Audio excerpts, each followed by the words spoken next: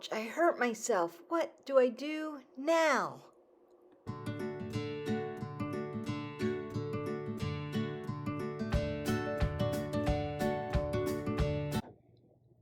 Welcome to 360 Strong Women. Today we're going to do a little coffee talk about the rice, the mice, and the move protocols of when you have an acute soft tissue injury.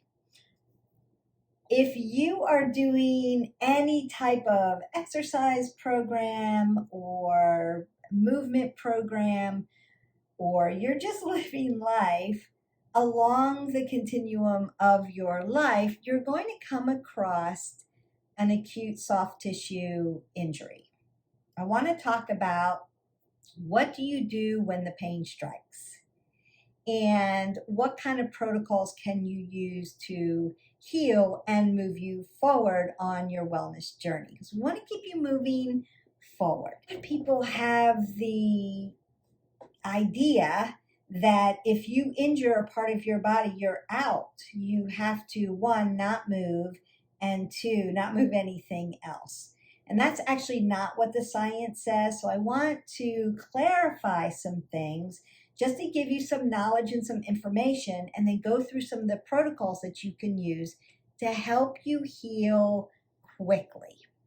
So is after you have experienced a sudden sharp pain, a fall, a twist, a bump, maybe you've rolled your ankle or fallen on your wrist or your hip, or suddenly you have gotten up and tweaked your back. We hear that a lot. I tweaked my back and it's hurting and I don't have mobility. I don't have movement in my back. You could have a muscle strain or you could have a sprain. Now, I'm just talking about acute things. And an acute thing means you have fallen, you have pulled a muscle, you have something that has happened to you that has traumatized a muscle, a ligament, or a tendon. And what do you do to heal that? I'm not talking about chronic issues. I have a chronic issue because I have a herniated disc in my back. So if it's a chronic thing that you've been dealing with for a long period of time, my suggestion is, and I have been there, my suggestion is to get physical therapy, to seek out and get the proper doctor that can help you with that chronic situation. Movement is going to be part of it. These protocols are going to be part of it. But with a chronic situation, there may be other things that a doctor would have to handle. And I would say, before anything, if you fall and you don't heal quickly with these protocols, you need to seek out medical advice anyway. Always seek out your doctor for the best medical advice. But I'm going to give you the advice that a doctor may give you for an acute situation. So at some point in your life, you have suffered a bruise, a strain, which we call a pulled muscle, or a sprain to soft tissues.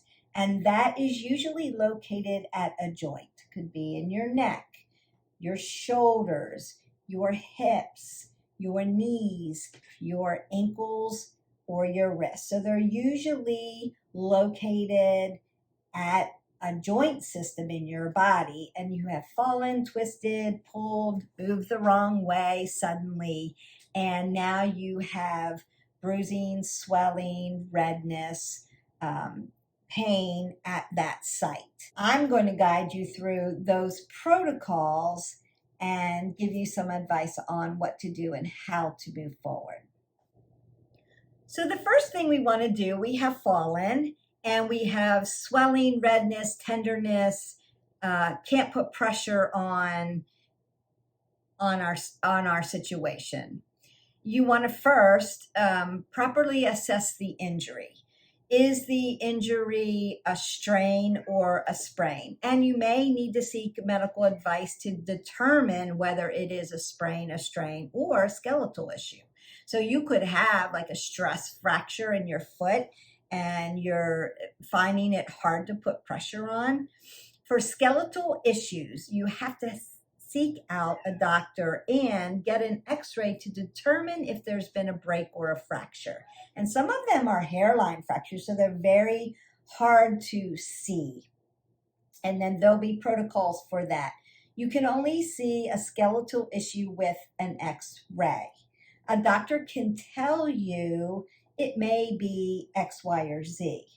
They can't determine exactly what it is until you see an x-ray. X-rays look for bones, skeletal issues, soft tissue issues, ligaments, tendons, muscles. You can't see that injury on an x-ray. You need an MRI to see a soft tissue injury. And a lot of times you may have experienced this. Insurance won't cover an MRI, but your doctor can say, it looks like it's a soft tissue injury. We don't have a skeletal break or fracture. We've seen that in the x-ray. And so they'll give you protocols on what to do for that soft tissue injury. If you need to determine, say it's just shoulders and knees are complicated. So there could be a variety of things going on. And so consider seeing your doctor. They'll say first, get an x-ray. Second, they'll need to write you up a script for an MRI. And then you're going to know exactly what's going on. Do you have a bulging disc, a herniated disc? Do you have a torn ligament or a torn tendon? Two different things. Or what do you have going on? Is it rotator cuff in the shoulder, or is it labrum, or is it really a bicep situation that's connecting onto your shoulder? So there could be a lot of different things. Are you bone on bone and now you don't have enough cartilage in between, so you're a little bit bone on bone and it's starting to hurt? So a little bit of osteoporosis. So there are a lot of different things that your pains and stiffness and swelling could be. So we need to determine what it is. You can seek out a doctor to do that. So skeletal issues, x-ray. Soft tissue issues, MRI. If you're okay with your doctor saying, it's not a skeletal issue, it's not a break, we looked at the x-ray, it's a soft tissue issue, I want you to do X, Y, and Z. If you're okay with that, that's what you'll do. If you need to know exactly what's going on because becomes a chronic issue, it keeps going and doesn't heal, then you'll want to seek out that MRI to get protocols. You'll probably need some physical therapy after that. Physical therapists are the go-to for soft tissue injuries, and they're going to help you get back on your feet. We've injured ourselves. We have an acute injury. We've got swelling, redness, bruising, perhaps. We now need to determine, is this a muscle strain? Did I tweak and pull a muscle? Was I lifting too heavy? Did I throw my back? Was my alignment out? Which I would suggest always like, subscribe, and share to our channel. And when you do these workouts, go through our tutorials so that you know proper alignment, how it's supposed to look, how it's supposed to feel. And that's going to help you have less injuries. I can't say, and I know for a fact, just through my experience of working out for many, many, many years, even with great alignment, injuries are going to happen. You're going to overtrain at some point, have a soft tissue injury, tear, tweak, whatever. And you may have something chronic going on. You have to address it. So I would say, please don't ignore what your body's trying to tell you. As I've said in most videos, your body is giving you information. Take the information in. It's not right or wrong. It's just information that you need to know. And so they can make good discernment out of it and have a path. If it's a muscle strain, that means the injury is to the muscle or the tendon. That the tendon is the fibrous tissue that connects muscle to bone. So if it's a muscle strain, or what we call a pulled muscle, the muscle strain is an injury to a muscle or a tendon, and the tendon is the fibrous tissue that connects the muscle to bone. Minor injuries may only stretch a muscle or a tendon, while severe injuries may involve partial or complete tears of the issue. So if it's minor, it's just stretched it to pain and swelling and redness. If it's a tear, it's a little bit more severe. It's going to take longer with your protocols to heal. And those symptoms of a pulled muscle include what we've already talked about: pain or tenderness, redness or bruising, limited motion. Can't reach my shoulder back here. I can only bring it here. It starts to hurt. Spasms, that could be one. Like if you get a muscle spasm in your back or in your neck, it could be there. Swelling is always an indication. And swelling is not necessarily a bad thing. Swelling just means the body has gone into protective mode and it has swelled at the site where the injury is to protect it to start healing. That's the first thing. And then muscle weakness. I can't put pressure on, I can't lift. If you've ever injured your thumb tendon, and it's like, I can't pick things up or do things with my hand because I've injured this tendon. And that will affect all the way down into your elbow and then all the way up into your shoulder. Consider that everything is connected. So what we want to do is not ignore the other parts of the body when we've injured ourselves. We want to heal the part that's injured with our protocols, but we want to, in a gentle way, work the other parts of our body to keep them in motion and keep them working.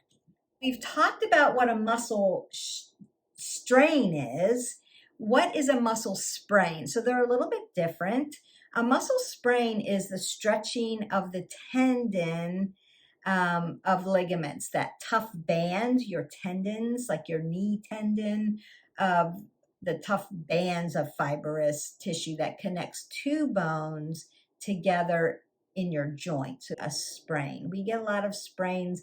You see them mostly in your ankle joint. I've sprained my ankle. I rolled my ankle, fell over a curb running, something like that. And you'll see swelling at the site.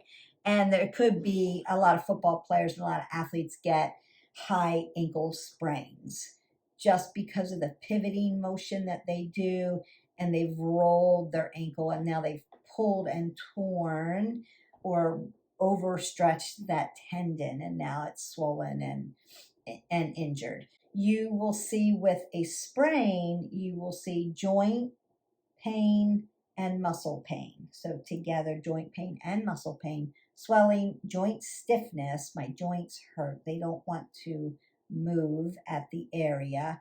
Discoloration of the skin, a lot of bruising. So you'll see more bruising with sprains than strains. Strains, you'll see redness, puffiness. Sprains, you'll see, wow, I've got a major bruise on my ankle. We're just saying, for instance. And then how long does it take for a sprain or a strain to heal? Usually, if they're not severe, it takes about 2 weeks for most sprains and strains to feel better using the protocols that we're going to talk about. We want to avoid strenuous exercises. So if you've sprained your ankle, you don't want to go out running, right? But we do want to do movement once we get some of the swelling down. So movement is a protocol, but we don't want to go out and start putting all that pressure and run a 5K. We're not doing that. So we have to change the way we think about how our movement's going to look while we're healing. If you have injured your lower body, you may have your upper body to do a lot of your movements with, and vice versa.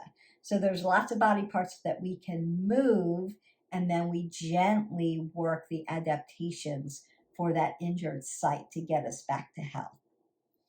If it's a severe sprain or strain, you've torn something, it may take up to 8 weeks. It is frustrating, especially for athletes and for those of us who are used to moving every day. But we have to just reconfigure our thought process, reframe our thoughts into I'm healing this part and I'm working this part. So you need a plan. And that's where your trainer comes in, your physical therapist comes in, your doctor comes in. You work out a plan with autonomy so that you and them, your network of health physicians and your trainers build your little village to help you and come up with a collaborative plan that keeps you moving forward. Consider that if you decide that I've injured myself and I'm not moving, I'm not going to move. I'm just going to prop myself up and let the healing begin. The healing will take longer. So movement is part of healing quicker. So just a note for that. So now that we've fallen, and you've heard that saying, I've fallen and I can't get up. We have fallen. We have swelling, we have bruising, we have redness, we have all the symptoms of a strain or a sprain. Let's say that it's not that severe. What we want to do first is put our RICE protocol into effect.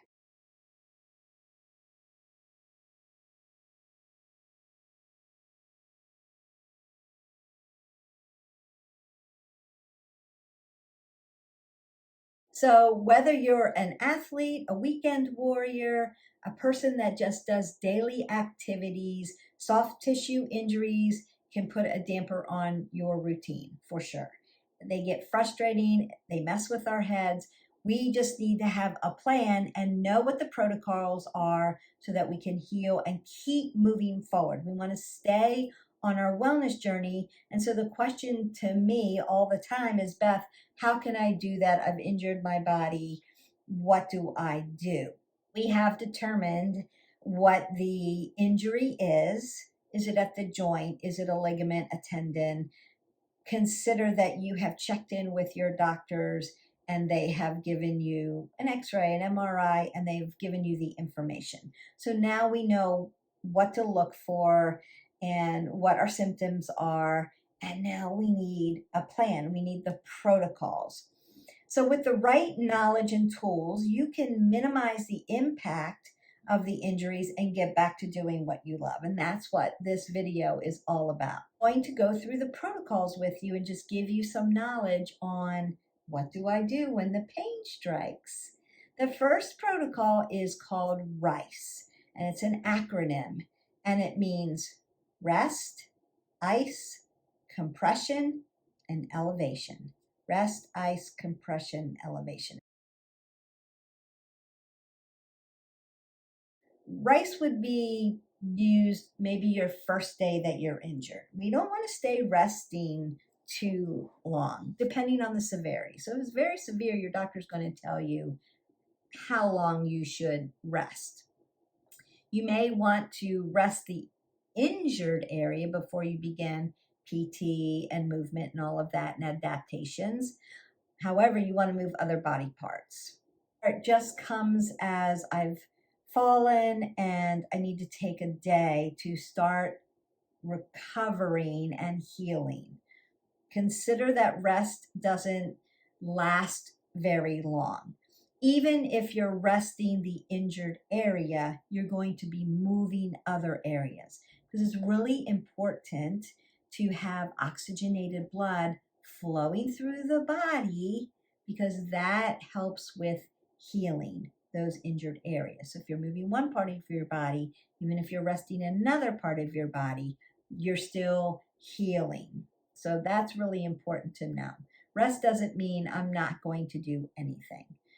But if you've rolled your ankle really bad or thrown your back out or injured a shoulder, the first day your protocols are going to look like, I'm going to rest my back. I'm going to rest my ankle. I'm not going for a run today. Then it's ice. Ice can come in many forms. And what we want to put out there for you is never put ice directly on your skin. It will burn your skin and it will agitate your skin and it will get red like a burn. So we don't want to put ice directly on our skin.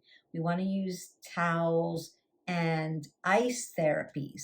So I have a few to show you. So I like this one a lot. It is actually a sleeve. I use this all the time just for like cryotherapy to get inflammation down. So if I have elbow, knee, I use this for knees a lot.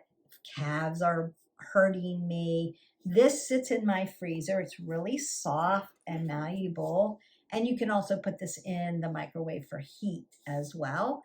And it stays very cold. Remember that your timing mark is 20 minutes. So that's going to be 20 minutes for everything. So we don't agitate your skin, your epidermis. So if you have a knee issue, an ankle issue, you can have one of these, pull it out of your freezer, slide it on. You can still have movement because this is attached to your body, and do your ice therapy. When it starts to warm up, it's about 20 minutes, and then you can just throw it back in the freezer until you're ready to ice again. What we don't want to do is ice consistently all day long. We want to ice and then maybe add heat and then ice and add heat. So we want to not continually put ice, ice, ice, ice. The ice is for taking the swelling down. The heat is for bringing blood back to that area for healing. So ice doesn't necessarily heal the injury. Ice takes the swelling down. So that protective measure I was talking about, I rolled my ankle joint and it swelled. The protective measure of my body is going to be the swelling to protect that injured area. I'm going to then ice it so that the swelling can come down. And then I'm going to add heat to it. A couple different ways you can do that. I'm going to talk about that so that I can get oxygenated blood to that area for healing. And then I may add some more ice and then some more heat, and on and off we go. And that's the protocol. So I'm not going to put this on and keep this on all day. It will agitate my skin actually. So you can use an ice sleeve. Ice sleeves are very effective. They stay on. I like them because I can still move around as I need to and still do my 20 minutes of ice. So I'm not like locked on trying to keep a blob of ice on my body. Now, if you don't have it, something like this, I would suggest you could use, now you can't move around with this, but you could use a frozen bag of peas. Peas are great because they're malleable and you can get them into little spaces if you're icing.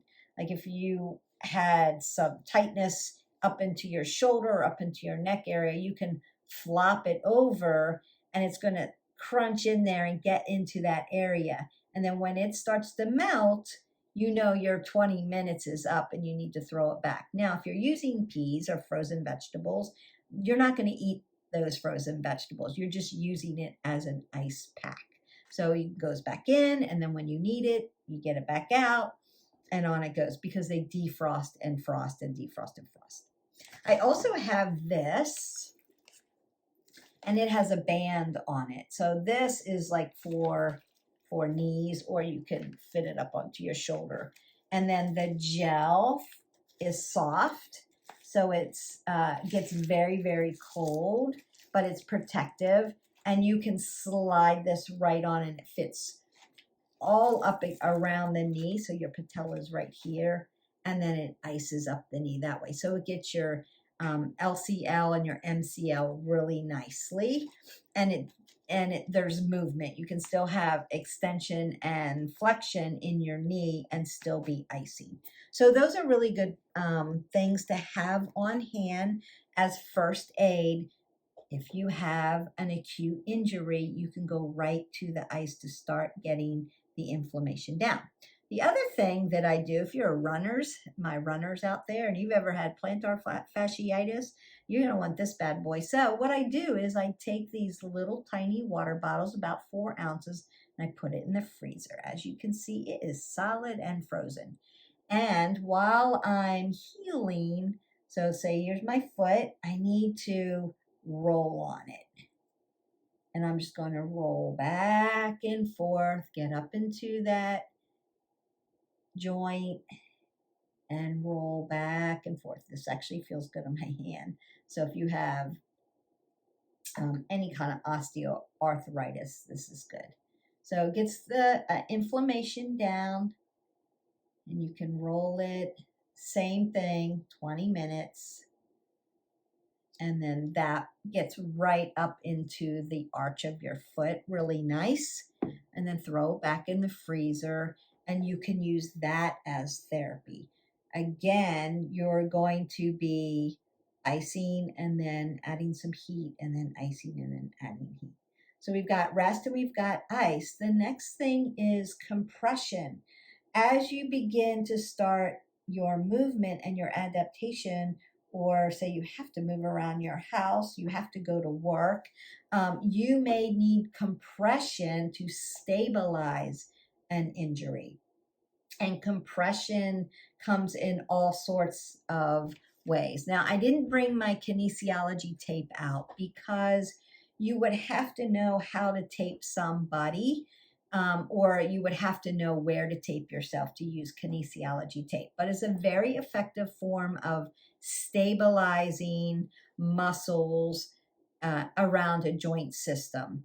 And my suggestion is if that you want to be taped up, you've seen athletes do it, an athletic trainer will be able to. You would need to make sure that your trainer is trained and certified in taping, and they know how to tape you, or your physical therapist. Your physical therapist can tape you. If you have very sensitive skin, you'll want KT tape that is for sensitive skin. If you don't have sensitive skin, you can put the KT tape on. You'll want to have the person who knows how to put tape on you make sure that your skin is clean and dry, doesn't have lotion on it, doesn't have sunscreen on it. You can rub like an alcohol wipe on it just to make sure your skin is dry so that the tape will stick, and they'll stretch it. And it may go like back here and around down by your deltoid, and then they pull it up, and it just keeps your shoulder nice and stable, or around your knee nice and stable, or around your low back. It just stabilizes that area while you're trying to heal. Now, what I would say is usually KT tape will last in showers and stuff about 3 days, and then you'll want to take it off and then have it reapplied. And I would also suggest that KT tape shouldn't be a go-to, or you don't want to rely on it. So what I would say about the compression is, and I'm going to show you some compression sleeves that I have and that I have used and I needed at the time that I've injured myself. We want to use the compression sleeves, the compression devices, the KT tape during our first set of rice and mice.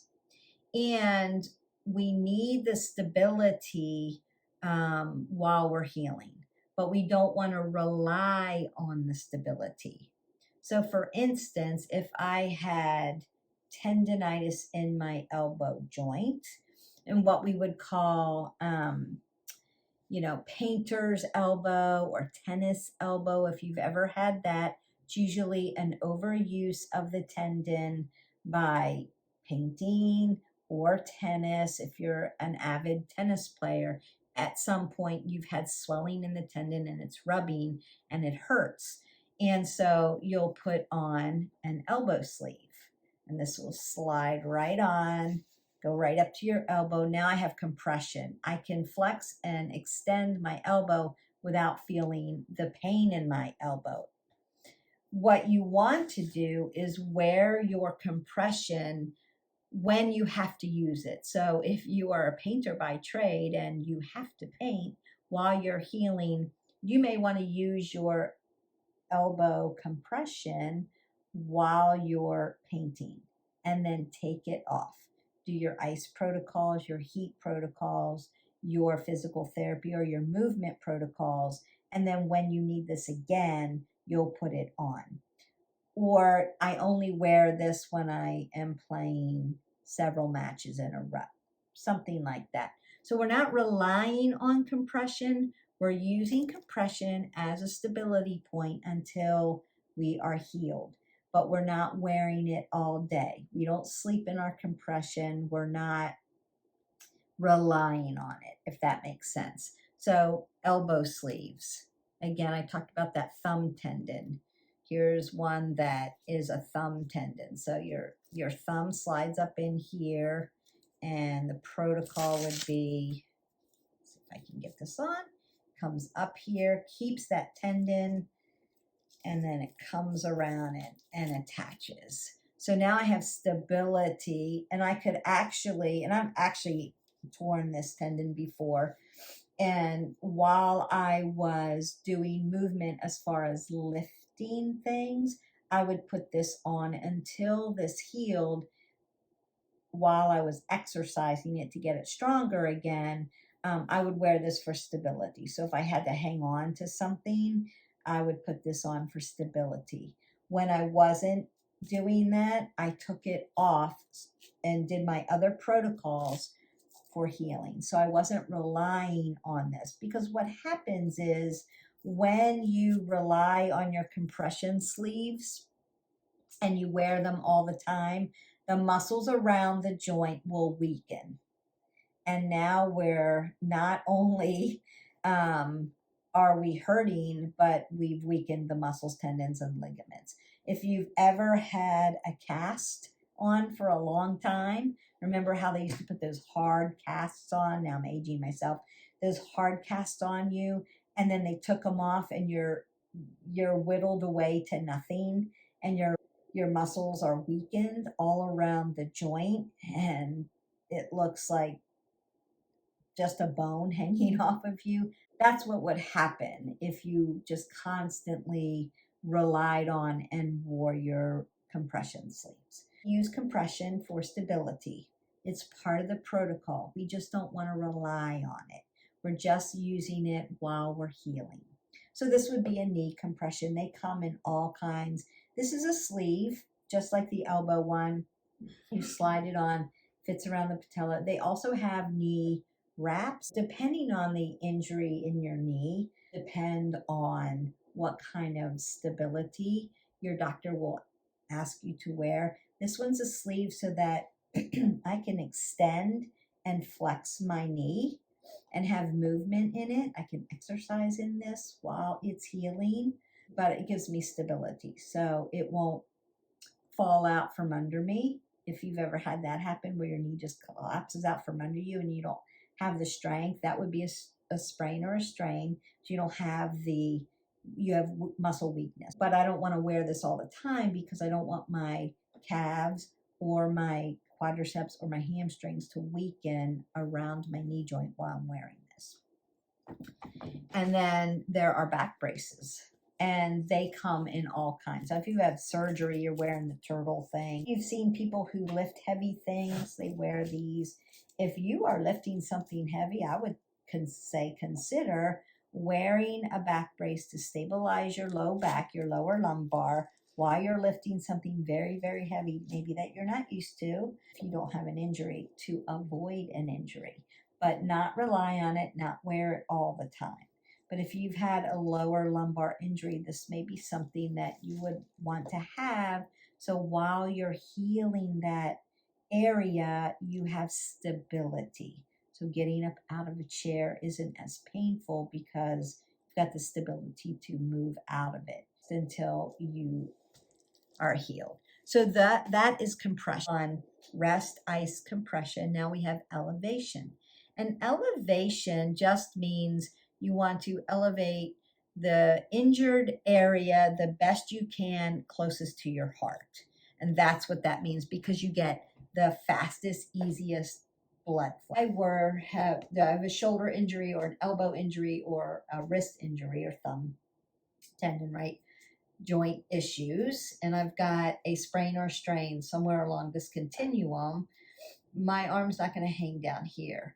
I'll want to prop it up on pillows so that it's at heart level.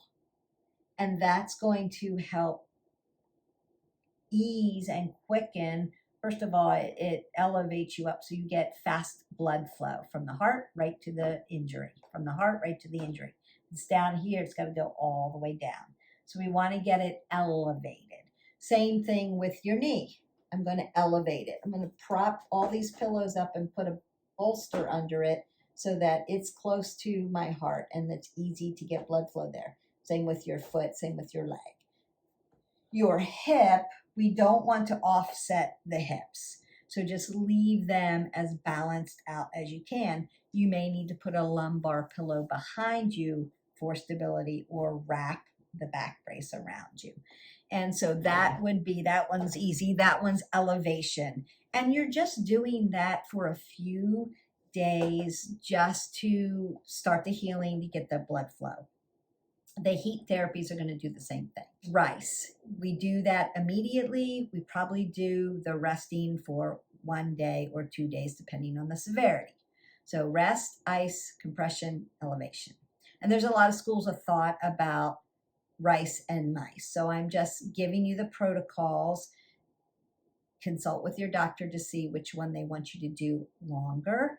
What I have found with most of my clients is rest, ice, compression, elevation lasts like a day, and they move right into mice.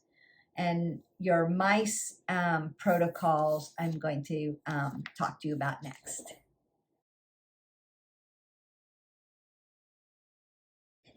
So we move right into mice protocols, and the mice protocol means move, ice, heat, compression, elevation. Compression and the elevation are the same. Use your compression sleeves when you need them for stability, not all the time.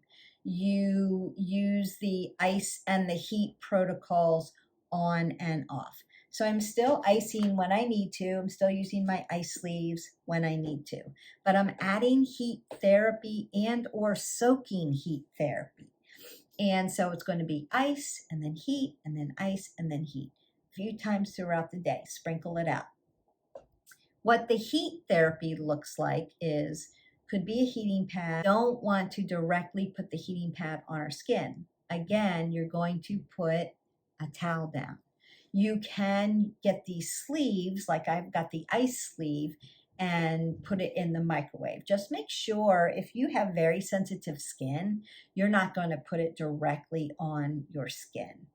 And a lot of them, like I have a furry llama one. It's really cute and it's filled with lavender, so it smells really good for like aromatherapy heat. However, I have to put a towel over it before I put it on because it will agitate my skin if I put the heat directly on my skin. So I want to make sure that using those therapies, which I use a lot, that I'm protecting my skin. So I want to make sure everybody understands that. And then you can use what we call Epsom salt soak. So if I have access to a bathtub, I'm going to fill the bathtub up with warm to hot water. Not hot so that I can't stand in it and it turns my skin bright red, and not cool, but warm enough where it's soothing to me. So there's heat coming off of it. And then I'm going to add 2 cups of Epsom salt to a full tub of water. And your Epsom salt, I just have this one right here. They come in all different flavors. This is just lavender, and lavender is soothing, so it calms you down. If you need something that wakes you up, you would need eucalyptus or spearmint. But the calming one, the fruity ones, like the grapefruit one, smells really good. It's a neutral one. So you want to pick what you're using. But the Epsom salt makes your skin smooth, which is a nice benefit, but it's full of magnesium. It's salt. And magnesium goes into the muscles and helps heal it. So it's a healing remedy. Helps get rid of those aches and pains because of the magnesium. The heat also brings the blood, as we've talked about, back to that area. Ice on it. I've gotten the swelling down because that's what the ice does. It's all that does. Once you get into there's no more swelling, you may not need your ice protocols anymore. Now, I'm not talking about cryotherapy. I'm not talking about systemic inflammation in the body where people use cold therapies. This is just for a soft tissue injury. So I want that to land for you. That's a whole different thing, and I can do a video on that if you want. But this is just for an injury. So once the swelling goes down, you're maybe bruising still, but the swelling's down, then you're just going to go right to your heat therapies because now we want magnesium in there. We want healing. So the heat brings the blood back to that area for healing. The magnesium of your salt helps heal that muscle. And so that's why we use the Epsom salt soaks. That really helps. Now, I have had this come up. Beth, I don't have a bathtub. I just have a shower. What do I do? Or I don't have time to soak in a tub. I'm injured, but I work all day. I can't be in a tub. What do I do? Not a worry, not a problem. Epsom salt comes in a tube and it is clear. I'm going to bring this up here. I just get this on Amazon. It's clear, it's non-sticky, it's a gel. This comes out like that. And it's Epsom salt. That's all it is. Now, this comes in a non-fragrance. I don't know if you can see that. Non-fragrance. Or it comes in lavender. You rub it in just like you would arnica, and I'm going to talk about that. Or aloe for your skin. But it's full of magnesium, so it does the same thing as a soak would do. If you've got an injury, if you've got aches and pains, even a little bit of arthritis, this targets muscle soreness. And that's what the Epsom salt for. Again, this is Epsom salt. It's not icy hot. It's not Bengay. There's not a lot of chemicals in it. There's salt, magnesium. That's it. Therefore, you can apply this as much as you need. Whereas if you're using a chemical like an icy hot or a Tiger Balm, something like that, there's chemicals in there and it will say on the package, use 1 or 2 times a day, 4 hours in between. So you're taking in a lot of chemicals. If you don't like this is more holistic, then you're just going for the soak if you can. It's lovely. If you don't have that kind of time and you need to use Epsom salt for your healing, for your injury, buy it in a gel form or a cream form. It comes like that too. And so you're going to use that. And I actually use the rub more than I do the soak because I'm very busy too. But when I do the soak, I enjoy the soak. So don't take that away from you. It's really lovely. Again, if you're soaking in Epsom salt with that warm water, 20 minutes is you're going to be out. There are floats and things that you can do. That's a little different. But yeah, 20 minutes, plenty. And you don't want to irritate your skin. The other thing that I would suggest is measure it out. 2 cups is plenty of Epsom salt for your tub. If you put a bag of Epsom salt in a lot of water, you may have things like diarrhea. So let's not do that. Let's just do the protocols. 2 cups, warm water, 20 minutes. That's your soak. Otherwise, you're using your rub. So we have mice. We have move, ice, heat, compression, elevation. I'm not going to go over the compression and the elevation because we've already talked about that in the rice. So the movement replaces the rest. And what that means is it doesn't mean go back to doing all the complete exercises. It means we're going to be gently stretching and moving once our inflammation is down. And we're going to be doing rehabilitative exercises and movements. And I'm going to do a whole series on rehabilitative exercises and stretches for joint systems, knees, shoulders, back, ankles. So stay tuned for that because that's coming.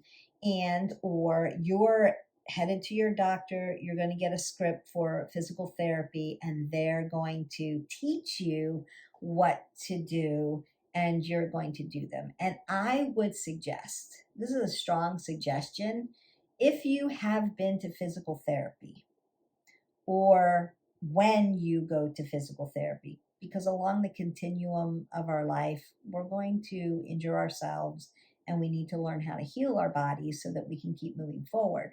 Physical therapy is a great way to learn how to have maintenance on your body, like rehabilitative maintenance. Once you learn the protocol, physical therapists are interested in the range of motion of your body where that injury occurred. They're going to work you, and you want to pay attention. You also want to go to as many sessions as you can get, and you want to work the rehab after you have gone to a physical therapist. Just because you have, say, 3 or 4 sessions with a physical therapist, get the sheets, make sure that you can take home the sheets, make sure you understand how to do the homework, because just because you do it in the physical therapist's office, it's not a one and done. What you want to do is apply it as a, from now on, I'm going to do these rehabilitative stretches, and that helps me maintain my range of motion so that I have less risk of injury for the next time. Because once you've injured yourself, a tearing, you're going to have some scar tissue there. And we have to do those therapies, those stretches to manipulate that and keep our range of motion. And if you've ever had surgery, like a knee replacement, hip replacement, shoulder, you're going to go to physical therapy. You want to learn everything that you can learn in physical therapy, absorb it like a sponge, get to know your physical therapist really well, and take those protocols and do them every day forever. That is what you need to do. It's not like I'm going to go to my physical therapist, I'm going to do it in the office, and I'm going to forget about it. You will lose your range of motion. You have a window after surgery, about 3 weeks, to get your range of motion back so that you can keep it. And I hear this time and time again, I don't want to go to physical therapy because it hurts. Yes, there is pain associated with surgery and rehab and healing. And there is pain associated with, I've injured myself and I need to heal. So along this spectrum, but what I can tell you is the more you move, the better you'll feel. That's it. So if you can believe anything, the more you move, the better you'll feel. Do the rehab, do the stretches. Remember that range of motion is important, and we want to keep that range of motion. So it's really crucial that we move and not rest. We rest on that one first day, or till our doctor says, right, use that rice. Then we move right into mice. You're going to move right from rice to mice. You want gentle stretches, rehab, and what we call adaptive loading. Say you lift and you're lifting 25 pounds and you've torn your shoulder. Now you're out. You may be moving and lifting on this side, but you may be at a 2 pound on this side. So you're adaptive. You're going to start over until you are there, once you're cleared from a doctor. And we want to keep moving. So I may be lifting on this side and doing shoulder press and front lat and side lat raise. I might be doing other shoulder things on this side that's not hurting. If this side is injured, and it's easier to do KT tape on your shoulder than it is to get a sleeve on it. So for stability, KT tape is really the only thing that you can do, but you'll want to see your physical therapist, and hopefully that you've done that already. But you're doing your rehabilitative. So it might be a physical therapy band, and you're working your shoulder this way. So there's still movement. You may be climbing up a wall this way. And, once I do those videos for you, you'll understand this better. You may be doing I, Y, T, and W and working it that way. You're still moving, you're doing it in an adaptive loaded way. So we're starting over, we're retelling the body how to move, what to move. And then as we heal and we start to get stronger and we have range of motion, then we can start adding load to it. Therapy bands are great. That would be one tool that I would get. It's in my backpack. If you've seen that video, there's a therapy band in my backpack. I use it all the time. And when there are days when my joints are really stiff, or I'll go back to those therapies and start telling my body what to do, and then I'll start to feel better. So these protocols can be used even when you're not injured to help you keep moving forward. Move are gentle stretches, maybe yoga, gentle yoga, your physical therapy stretches, your rehabilitative stretches, and then adaptive loading. So you're not just, I'm injured, I feel better, I'm going back to the beginning. Do the slide up, right? Adaptive load. Mice is move, ice heat, ice heat, ice heat. Compression when you need it, not relying on it. Elevation, prop that injury only until the swelling and the bruising are gone. Now, when we talk about bruising, what do we do with bruising? Bruising is just your body's way of telling you that you're beginning to heal, and it'll turn all crazy colors. And so that blood's coming in, starting to heal that space. There was an injury there was trauma to your body, and that's why you've bruised. Sometimes we hit our body and we don't even know it, and then all of a sudden it's like, where did that bruise come from? Water is one great way to help with bruising. So make sure you're hydrating your body and getting your 8 ounces of water in. The other thing that I would say is arnica care. You can tell that I use this a lot. It's almost gone. And you can get this again. You can get this on Amazon or at the grocery store at a pharmacy. It's arnica gel, Arnicare.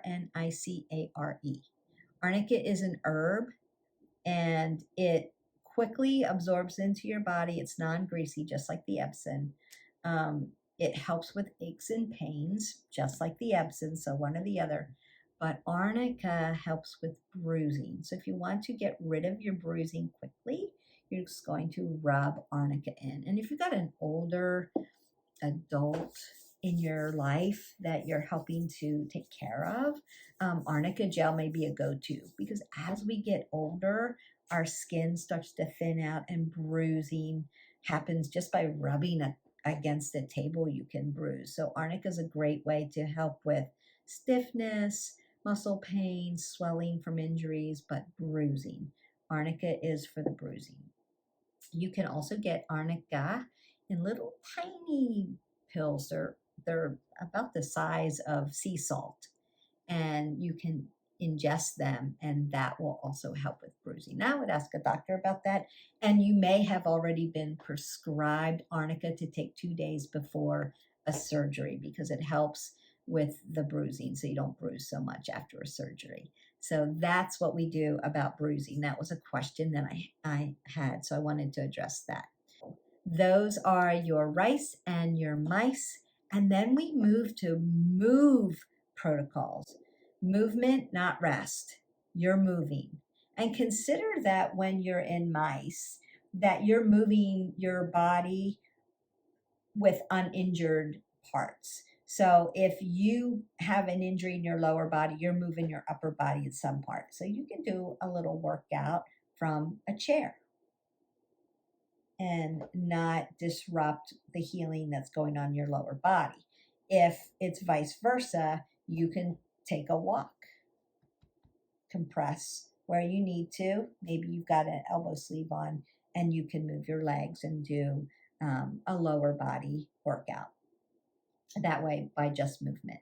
So, movement, not rest. We're moving forward, we're moving. We may be at a different weight. We may be using our elastic rehabilitative bands if we need that, but we are moving our bodies. Options for other cross training. That's the O. So movement is the move protocols are movement, not rest. Options for other cross training. You would see your trainer, you would see me, ask me. Varying rehab, agility, and balance exercises, and then ease. Ease back into activity for your emotional strength because now we have a mindset. We've got to get back on the saddle, so to speak. So movement protocols, you work quickly to get to this point. So movement, not rest. You're moving some part of your body. Options for cross training. So you're going to ask your physical therapist, your trainer that you're using. You can leave me comments below if you have questions about that. Seek out a person that can help you with this, that has the knowledge for this. And so they're going to give you other exercises you can do to keep you safe while you're healing and give you a program. Varying rehab. So we're doing the rehab on that body part, but also we could work agility and balance. And that's going to help us be in movement and help our mindset, our mind frame, and keep us working. So varying your exercises, getting, maybe you have to be in a pool and doing exercise there because you have to be buoyant. Can't put weight on your knee yet, but you can swim with the block between your knee. You can get in a pool because you're buoyant. You could do pool exercises. So that would be like a varying rehabilitative, moving forward on your wellness. You're moving forward on getting healing, but you're doing it in a different way. So that would just be getting a different program. And then ease back into the activities as you're healing, as you're feeling better, you're moving back to normal routine, what you're used to doing, getting back on the saddle and get going. And that is going to be for emotional strength.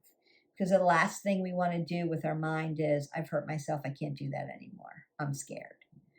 We want to ease back into it, build our confidence for it, have people in our life, our inner circle. If you haven't already, watch that coffee talk. You want to get back into it so that you have the confidence to then jump back into your workout routine, your movement routine. And so that's it. Those are your protocols for what do I do when the pain strikes? We have rice, we move to mice, and then we move to our move protocols. And we have the knowledge of what to do with a strain or a sprain, a pulled muscle, strain injury, an acute one. So this would be like, it happened all of a sudden, I've injured myself, and I've got this window for healing. This is not chronic injuries.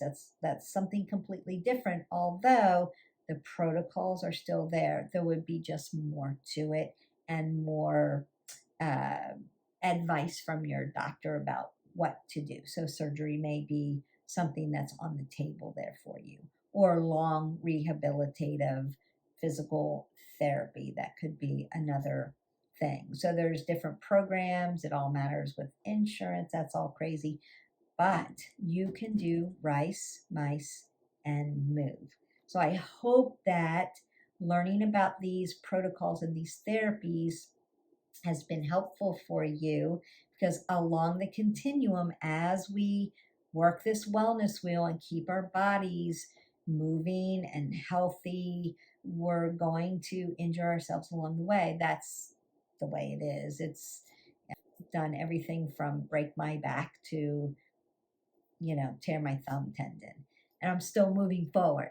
If I can do it, anybody can do it. If you want to know about my story, let me know. I'll be happy to share that one day with you. Just leave me comments below.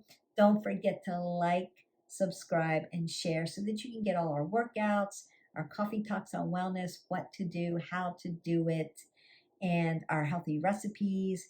We want to make sure that you're getting great, knowledgeable information so that you can keep moving forward on your wellness journey. Until next time, live your life 360. I'll see you again. Bye.